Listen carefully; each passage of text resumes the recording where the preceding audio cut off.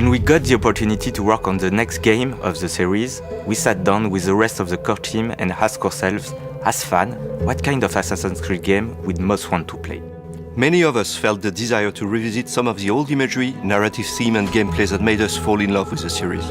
After 15 years of journeys across the ages, from the Third Crusade with Altair to the Viking expansions with Ivor, we wanted to go back closely to where it all began and pay homage to the beginnings of Assassin's Creed. Coming off Valhalla, we started to explore the idea of introducing a new playable hero, Basim, and creating an experience that is a love letter to the origins of the franchise. Coming-of-age story with revamped mechanics to bring the feel of the early games into the modern day. We are going back to the Middle East, but this time in 9th century Baghdad. 300 years before the time of Altair, we are telling the story of Basim and how he became a master assassin. We look at the first AC games and started to wonder what exactly defined the assassin experience to us. And from there, we put all our effort into bringing our take on the assassin fantasy. As a hidden one, parkour is a key pillar to the experience. With Baghdad as your playground, we are bringing the action back to a urban environment. For parkour, we look to our previous games for inspiration and chose to put the emphasis on comfort and fluidity. In Mirage, parkour is easy to learn and to master.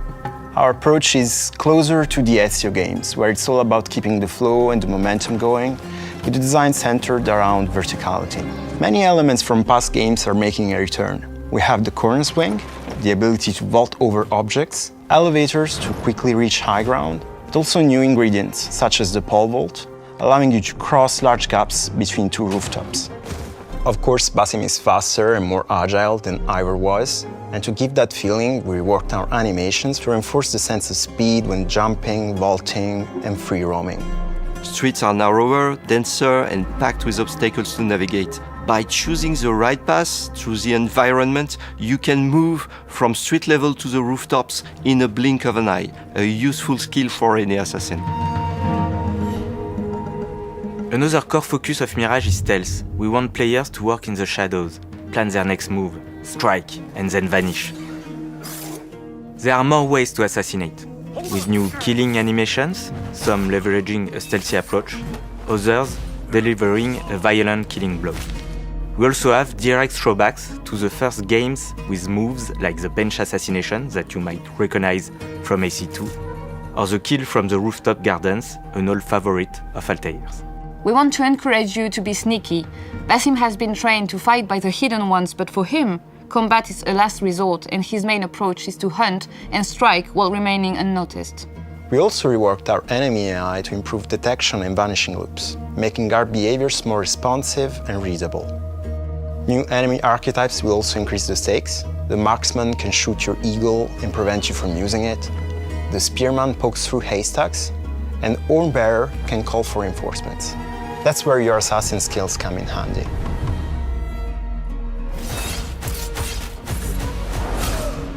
During his training in Alamut, Basim learns the ways of the Creed from his mentor, Roshan, and his fellow Hidden Ones. We get to see him learn the tenets and philosophies that will guide him through his missions, like hiding in plain sight. Social stealth is making a return. We're bringing back the systemic blending with larger crowds that allow you to move undetected through the busiest location. But you can also bribe small factions with specific tokens in order to control AI groups and make your way through guarded areas. As an assassin, your core mission is to track down and eliminate the Order of the Ancients and free Baghdad of their influence. In our game, the Hidden Ones have established a network of bureaus across the city to keep an eye on the Order.